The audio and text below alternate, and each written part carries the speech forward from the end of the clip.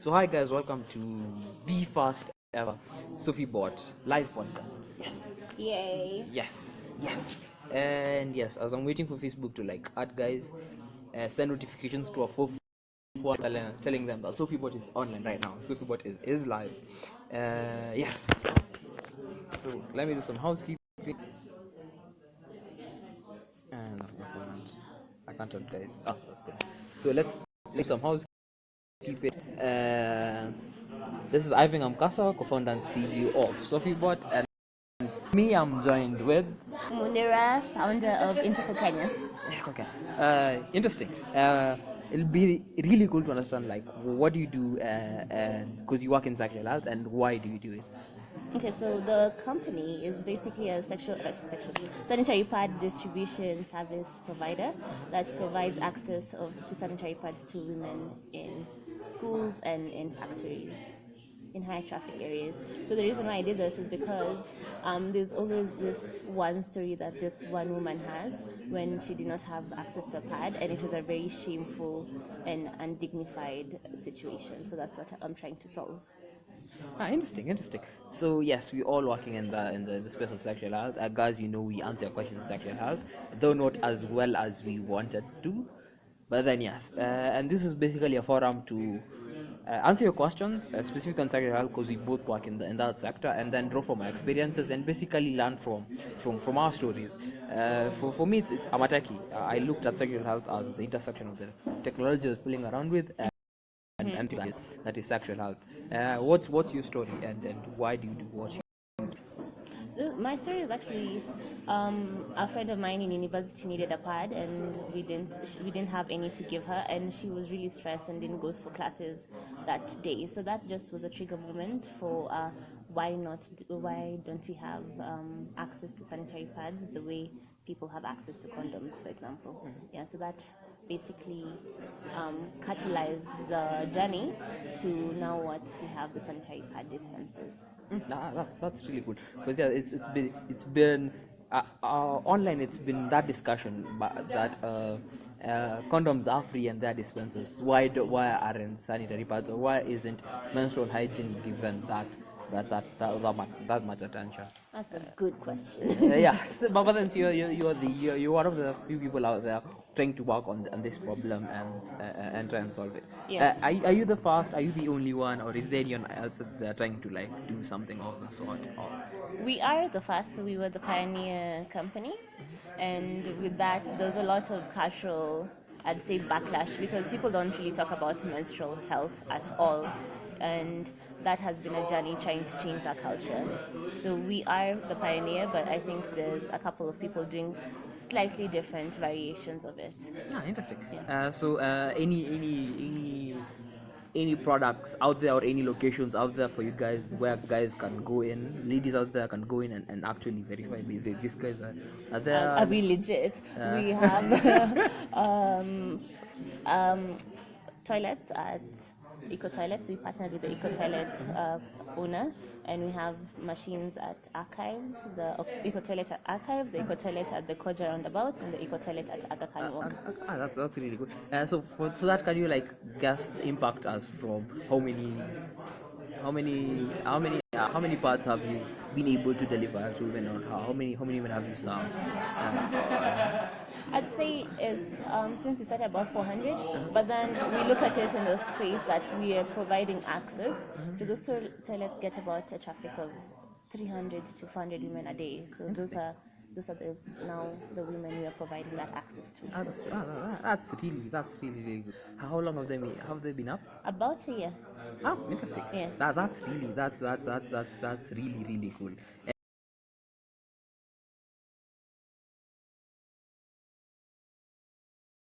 And I've had entrepreneurs and make sure, oh by the way, we need to Is I guess with the history, so now I know at least once a week I need to go and check it out.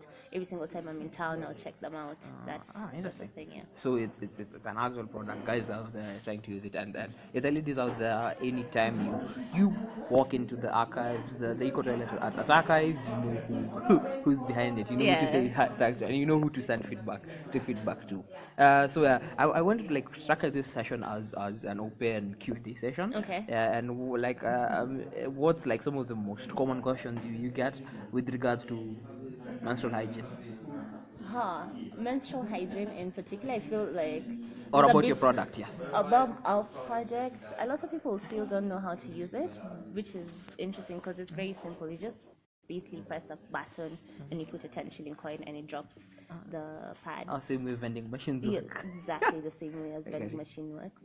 For menstrual health, I feel that particular part for sexual reproductive health has been covered very well. So at least a woman who's using sanitary pads knows how to clean themselves, or Interesting. at least knows how to put a pad. The questions I usually get is more of the myths surrounding it. So like, why am I always tired? Why do I always feel like hitting boys when I'm at that time of the month? Why am I so aggressive? Why does everybody hate me? Like those type of questions I get it, yeah. is what we get. Yeah. Interesting. It's interesting to see we are at 3 people reached. So yeah. So as I told you, what was I saying? As I told you, 10 when you get to 10 it's success. You know? Yeah. 10 is success. So yeah, let's keep this going. Yes, for us. So for us, our challenge has been. Most people don't understand we are sexual and reproductive health app, not just a sex app. And the questions we get are sort of weird. They border more on sex rather than sexual health. Ever had to like tackle Sex? such? Yeah. It makes sense because I mean people don't want to think about it, but we are sexual beings, and that sex is very such a taboo topic. So that is where a lot of the gray area Area is, is. yeah. So it makes sense that people are asking questions about that. Um, we haven't had direct questions on sex. It will be more of we want to tell. So we have an education arm of the business. Yes. You actually talking Yes. about that. So we have education to tell girls about the program, and one of the key areas is more of the emotional side of sex. So we don't go out and tell people, yeah, this is how you have sex, but it is more of if you're not mentally prepared, then this is what happens, and it can be a really horrible thing. Yes. Yeah. So that's Interesting. Interesting. That's had a question and then just it. Just leaves. disappeared. Yeah, it's the guys clapping. It's the guys clapping. Oh yeah, I just got to it.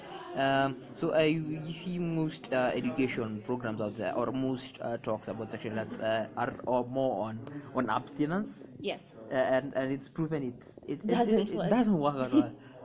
And why do you think the reason is like guys still push for it, like abstinence. Even the I remember the AIDS outreach program, Yeah. like the ABCs. It was abstinence, being faithful, and using contraceptive, using protection. But then they really Like emphasize abstinence abstinence. is the Yeah, first one, yes.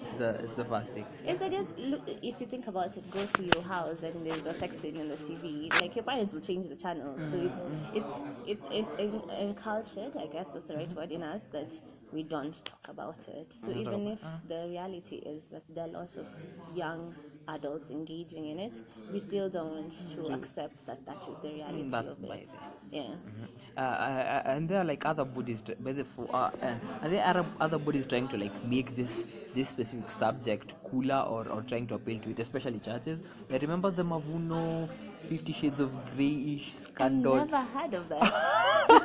Like Mavuno made a poster, like it's a promotional poster trying to involve in trying to involve like young guys into sexual. Probably obviously it'll be it's an abstinence talk shop, but then they were really edgy on the advert, so it had like all innuendos, like all formal innuendos about sex. There you can get it. 50 Shades of Grey, so all innuendos on that same poster. It was Oh my actually a goodness. bill, but it caused such a fracas, and I'm like, guys, it's 20. It was 2013. It's 2015. Why Why is is that it a such a big deal? big deal? I guess. It'll end up being an abstinence talk shop. An abstinence talk shop. So, It's very sad. What is your experience with that? I guess. I told you. So I had an aunt, and while I was staying in Mombasa, and like her approach to sexual health was scare you. So she had like old tapes with Raphael Tuja. Actually, should leak those tapes, and like him being a commentator, and it's basically them showing you graphic images of chlamydia, like actual sex organs that are affected by with gonorrhea, chlamydia, and syphilis, pus, and all over, and they're there to scare you, like scare, Straight. yeah, Like go scare the, straight. yeah, scare anything sexual health from you. Scare you to abstinence. Yeah, and I was like, why? I remember when I was doing my research, and everything, like literally every STI you could possibly think of, destroys the woman's reproductive system. So I was like, what? This can make me barren. This can destroy my uterus. So Interesting. it was very scary, and I don't think that's the right way to teach it. Teach about sexual health. Interesting. Well, more or less. So, ever encountered any myths and misconception around sex? Because I thought that the guys who are deep into like a lot of misconceptions on sexual and reproductive health. I have had, if you have sex and he comes and you can wash with soda, with Coca-Cola. I don't know, there's douching, which is a very hazardous practice. Sorry, on douching. So I didn't know, and I didn't even understand what a douche was, like the cursive, the offensive version, until what my CFO had research on douching. Like they give us, that's what I was like, okay, this is actually what they mean with douching. If you have any I questions. didn't know until I watched Sausage Party. Then I was like, oh! So that's it. Oh, So it's that's great. the thing. So for me, it was like 2 or 3 months before Sausage Party was released, and I was like, that is crazy. I don't know why people do that. It's actually quite interesting. Before I came, that we were talking with my team, and I'm like, you do know your body is cleaning itself. You don't need to do that. Oh, like freshen, like literal sense of the word, like freshen up. Yes, you don't. Literal sense You of freshen don't up. need That's it. great. What else? What else? Like there are a lot of myths and misconceptions. So the people who think this is also a myth, the HIV myth. If you if you have sexual relations if somebody is infected and he has sexual relations with a virgin, all of a sudden miraculously they'll get it, Yeah. or sex is the only way somebody can get infected with HIV and AIDS, or infected with an STI. Yes. Oh, an interesting statistic I just found out. There is one out of every four, I think, girls in the rural Kenya don't associate menstruation with pregnancy. So they don't know that when you are basically rolling, that you're fertile to get pregnant. So they have sex, and when they get pregnant, it is actually a legit surprise. Oh, to them that they get. That Oh, they are oh, getting pregnant. it's not even rural Kenya. There's also seeing another research that one in every male educated adult doesn't know when, like safe days, can't know when safe days are, and no in one in every 4 women, one in every 3 men. Yes, and it keeps going, and we need people need this information. It's such basic stuff. When I started my organization, I did a very piloted type of research. So I went to the university I was in at that time, and I asked girls, do you track your period? And I don't know how many I asked, but out of them, one girl was tracking her period. Interesting. Like everybody else had no No clue when it was coming, what the cycle was, nothing. Interesting. So how do you then start talking about it? Safe days, and you Yeah. don't know as simple as that, or even associate menstruation to Yeah. an actual physiological process, Yeah. or with regards to pregnancy, which is really interesting. What else on sexual health? Like a lot of other mini issues. This is the first answer we had on Sophie, but pulling out, does it work or not? A weak or strong pull out game. Like that's the most rubbish discussion. Like among the young guys, like it's the most. that It's game's the strong. it's the silliest discussion out there. It's the silliest But I discussion guess out there. people don't know like the ejaculation Mhm. has sperm. Oh, by the You do know, like even if your full out game is strong, that is stupid. are you basically planning to be a father? It's like playing Russian roulette. I keep telling people who I met that you need to respect that when sex was created, it was for reproduction. So if you're not pregnant that one time, it is not an exception. I mean, it's not the rule; it is an exception. So it's just playing Russian roulette. If you're having unprotected sex, it's just playing Russian roulette. There'll be a time where that the deed of why it was created happens, and that is because that is getting pregnant. Baby. But yeah, that's really interesting. Yeah. I should say hi to Peter Mwangi. Peter Mwangi gave us a shout out. Hi, Peter. Hi Peter. Hi Peter. So let me do let me do something else. So this is the thing, we're trying to get like more guys on board. You like spam everywhere you go. So I'm not sharing to my timeline. Oh. There's a group of guys I know. So I was in another program by Microsoft. It's called Insiders for Good. Yeah, my technology skills is grandmother level. Grandmother level. So, but it wasn't like as long as you know how to use Windows, like you can be a Windows insider. So yeah, I'm like spamming them with the link of this audio podcast, and let's see if they can join in. So Donna, if you're out there, or anyone from Microsoft, yeah, you're open to join in, and all of you guys out there who are like who want to ask questions on sexual health and any subject, come and join in. So I'll try and steer this conversation aside from sex to something as simple as sexual abuse. And my story is from I'm a graduate of Maseno, the high school. And the scandals out there, it's a recurring menace. It's a recurring phenomenon. Somebody sexually assaults another student, rather than having an honest conversation about that scene, and because it's wrong, in most cases the prefect. So the prefect is beaten down. The rank is taken away from them, and then that's it. Like it's hush hush. Everything is pulled under the rug. Yeah. So it's everything else is sound. It's shrouded in speculation Yeah. and the like, and it keeps because people don't have that honest conversation year in year out, especially the last few years. There's always scandals from there, and right now the principal has been recalled because of that incident. And so simple as sitting down and having a conversation, honest conversation about that subject. It's I think it's a lot deeper than just because sexual abuse or sexual assault is a symptom of the problem. I feel it would be, let's say, something very simple. So if I walk down River Road and I happen to wear a sleeveless shirt, there's an need for a man to touch me or to heckle at me, and he's like sasa mresh and that, and that is sexual assault. Because why do you feel like you need to talk to me? Why do you need why do you need um why do you need to make why do you need to validate me? So that's now how, I guess, you remember when everybody was being stripped for some reason. Yes, It was now it turns to aggression when I don't reply, and it's like, why do you feel like it is your right to do that to me? So I feel sexual assault, it's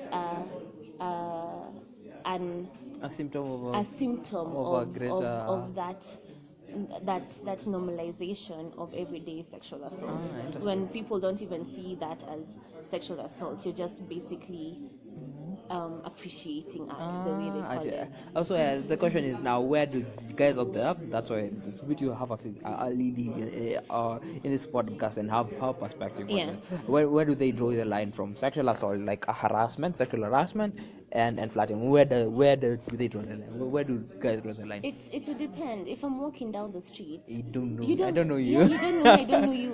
Why are you talking to me? And I know people are like, why are you so bitter? But I get you. no. Well, why do you feel the need to touch me or to Yes. you know? When it gets to that thing. Yeah. If we were in a social setting and we have sat and we are socializing, and then that might be flirting. But if I show no signs of it, then you can't take your ego bruising self and be like, no, I must, I'm the best thing since sliced bread. Why don't you love me? It's just like, Epic.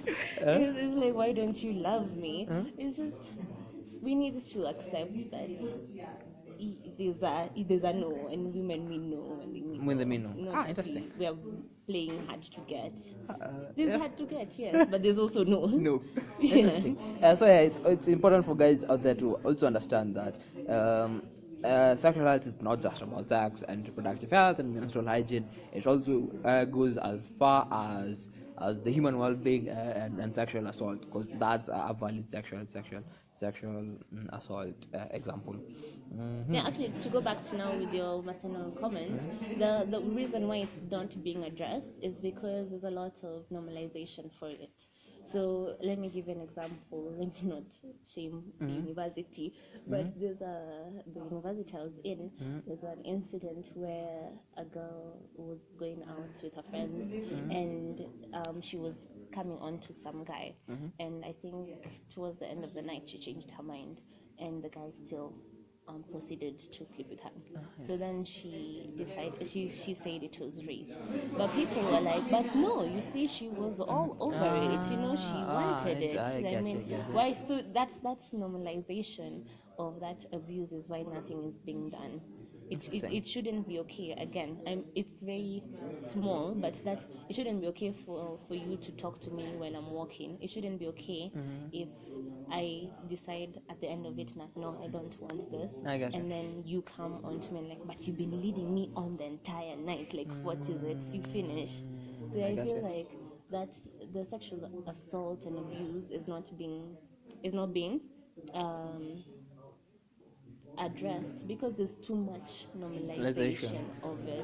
And you being a lot of so guys out there will be like, yeah, it's a sort of a rape culture that like guys who are really harsh on it, Yeah. that they're being a bit political correct. That's like normalization of something that should not be Yeah, let me normal tell at you, all. my daily struggle is when I leave the house, I need to think about, am I going to bus station? If I'm going to bus station, what is the length of my skirt? You see, that shouldn't be a discussion I have get you. when I'm waking up. Uh, I shouldn't be thinking, I need to protect myself so that somebody else shouldn't get the wrong idea somehow. It should be now directed to, why do you think you are you entitled to it? Interesting. So in that situation, people should be. I think it's a conversation people don't have. Is why do men feel that they can do what they want to do, and then it's changed to, oh, but you know, she was wearing a really short skirt. But it's still sexual abuse. It's still sexual assault. Yeah. Really interesting. Yes. Trying to. So we're winging it today. So it's podcast one, so you'll have to bear with us. So we'll handle everything from wash it handles, which is menstrual hygiene, what I handle, which is sexual health, and move on to sexual abuse. Any other like crevice or subsection on sexual health that you don't feel like we put enough effort in, or we pay enough attention to? I guess it'd be sexual consent, and I didn't even know this. You know, when you're young and you, as a girl, and you have an older boyfriend, and you think you're you're it, and you have sex. Technically, It's statutory rape, yeah, yeah. because you're not allowed to have. You have no consent. You can't give a consent. You're legally not allowed. If you sign a contract as a minor, it's not It's null held and void. account. Yeah. Yes. So I feel like that people don't really grasp, and especially the girls don't really grasp that is actually not right. Nah, Yeah. interesting. Which is really interesting. Also, we deep in current for an entrepreneurship session, and yeah, we're doing a lot of entrepreneur stuff. It's around 7, and yeah, it's we're doing a lot of entrepreneur stuff. There's one guy there's one guy listening in. So yeah, if you have any questions for us before we go offline, let us know. Let us know. So yes, this Ivy Kamkasa, Munira Tahir. uh, and yeah, we are talking about sexual health and basically a broad stroke on the entire subject of sexual health. And I hope like us being here, being able to have this conversation honestly and openly inspires you guys to have this conversation among your communities. Be the first to start it, and there's no awkwardness here. There's like zero awkwardness. We call it as it is. Especially I'd emphasize across genders, because what happens is I'd go and talk to my girlfriends and we talk all about these things, but with my line of work I meet a lot of men who have no idea what's going on with women. So I feel like that cross conversation between genders is a very important thing. I don't think. Also, the beauty of live audience is like you can like say hi. Oh, say Bitange. His name is Mark. He's a really cool friend. He's actually organizing a TEDx event in September. So they'll be talking us. So yeah, it's like we started like preparing right now. So yes, please be free to like share this with like anyone in your society, and see if they have any questions on sexual health. So yeah, welcome Mark. Bitange Basire is aka Mark. And I chose this format because first is it's audio. Yeah. It's like little setup. We don't have like to have a really beautiful set and a lot of makeup. People don't have to see my face. Yeah, we don't have a beautiful set and a lot of makeup. And we can take questions in real time. So we're looking at a future where we have more guys on board, we have more panelists on board, ready to answer your questions on sexual health. And by us having this conversation openly and honestly on sexual health, it can inspire you guys to talk about sexual health. There's also a subdomain that I'd forgotten about, and most people don't think about them. So you're thinking about like older guys 35 plus with 5 plus who with interest in sexual health, and these guys they what keeps them up at night is you're looking at guys in fertility programs. You're looking at ladies worried about how their body reacts to pills. I've seen questions like, oh, after how long? Because yeah, for Sophie body we focused her on young people, but then you have someone coming in and, oh, after how long should I expect to my periods to get regular after getting off pill XYZ, and they're specific on that specific. So that's like another constituency or another crevice or on sexual health that most people don't talk about or don't get into, or I think it's too technical. I think so, but also it's also quite difficult to even talk about it in that much detail, because the way I react to a pill is different from another woman. So I think that would be more on experience sharing rather than have an actual curriculum on how many days should I expect to be regular after contraceptives. I get it. It's a very shooting in the dark, or is it shooting in the barrel type of question? That's where like people in that or people in that space are in that constituency are more well catered for, and by a gynecologist on set or on the payroll or on retainer to handle because it's deep. I've seen them. I've joined like every group that I can on sexual health, basically as a focus group or as we develop Sophie. And for them their questions are specific. Yeah, I feel like that is, if it goes to specifications, it's somebody who has knowledge and somebody who has used something, and then they're like, oh no, but this, why is pill X reacting rather than pill Y? So I feel those are people who already have knowledge. Not that their problems are you should disregard them, I get you. but it's a lot. it's for the medics. Okay, that's a Yeah. lot to handle, especially for a startup that's starting out in this new broad subject that is sexual and reproductive health. I have a question. Mhm. Do you have times when people say that all you're doing is teaching people how to have sex, and then how do you combat that? By the most of backlash is even in that aspect. Like, good thing, the beauty of us is guys are open Yeah. to asking questions, so it's up to us to make practice what to ask. So our backlash is in another aspect, not just backlash on, oh, we're just doing guys to have sex. The closest we got to sort of backlash is we went into an entrepreneurship program in a certain university that was like really conservative, where just saying contraception was was a curse word. Like you're Like, going to yeah, burn in hell for yeah, that. it was a jinx. So and I was like, why is still an issue? So even like on the technology unit, there's a professor that who could have helped us, but we couldn't get a lead to him because the moment we mentioned, oh, sexual health, People just they'll shut be down. like, they'll be we mentioned contraception, or we mentioned sexual health, is like, oh, by the interesting. Yeah, preps, prophylaxis, hygienic. Like my train of thought like was, thanks Mark, my train of thought was like discarded. But then yes, there are other institutions that have a really interesting view on HIV. sexual on contraception. I should also have you to comment on like the options of contraception out there for ladies and for no, for couples out there. Yeah, What it's this contraception thing. do men have? Let's be honest. It's one condom. It's just one. No, there are vasectomies too. That is And severe. abstinence. And Pull abstinence. us game. Oh no, pull out is not in the. I think it's. I would say my advice to people who are a bit iffy on contraceptives is you determine what type of person you are. If you forget easily, then I would not say take the pill because you are triggering. You even having higher chances of getting pregnant Okay. when you miss a few pills.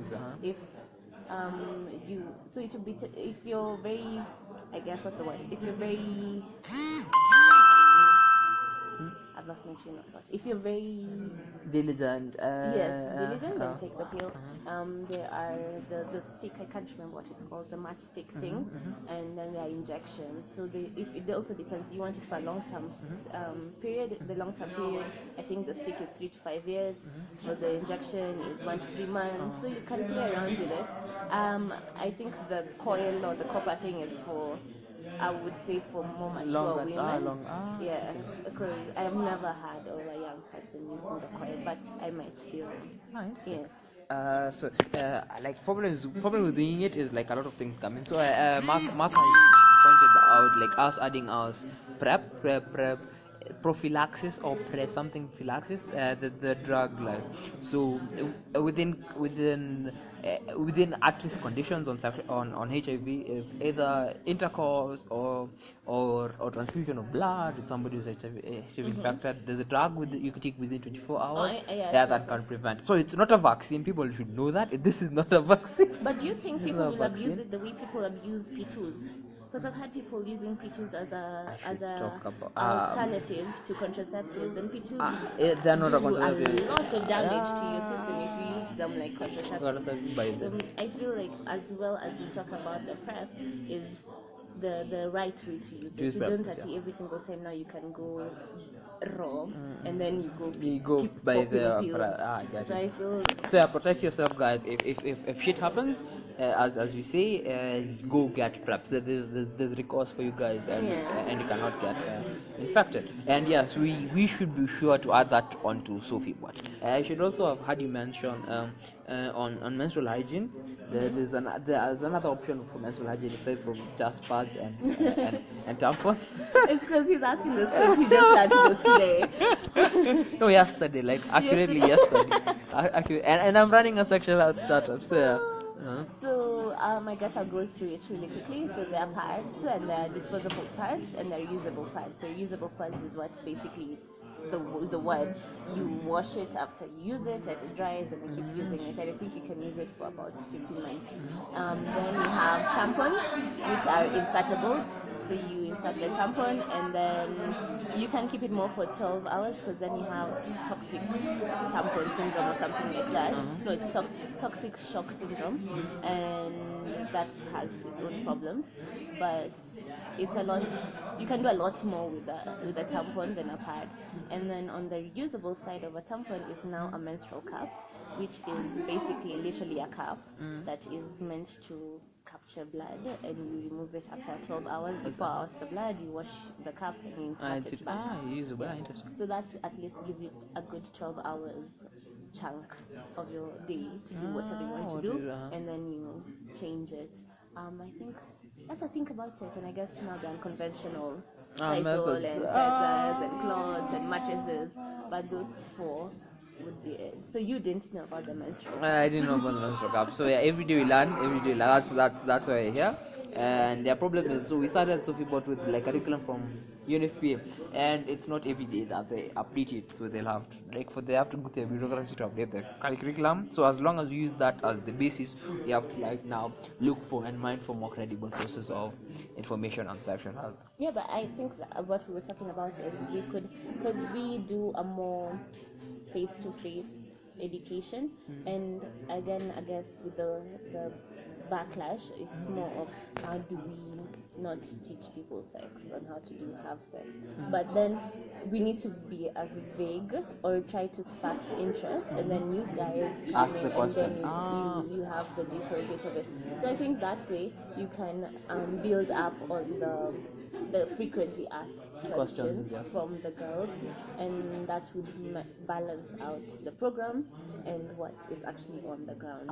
Amazing. That would be interesting, and how, especially how they ask these questions. Yes. Yeah, that's really interesting. And with that, I think we should end this. You promised you 30 minutes, and they didn't have a timer. So That you're should like, be the first. yeah, we're going on and on, and finding new lines of discussion and going on and on, and yeah. So hopefully we can keep this up. I promise to like do this at least a week, and have new guests. And should we do this again, hope you'll be willing to join us. Of course. I can talk about this all day, every day. Yeah, awesome. So the beauty of the program is like we find like 100 people working in the same industry with such passion, and we can learn from them. Definitely. So yes, I'll have to say bye. It's been Ivan Amkasa and Munirata here. Have an afternoon whenever you listen. You listen to this because you're not listening to this right now. Let's say have a beautiful day whenever you listen to it. Yeah, have a beautiful day whenever you listen to it. And we are out. Thanks a lot. Big shout out to Mark.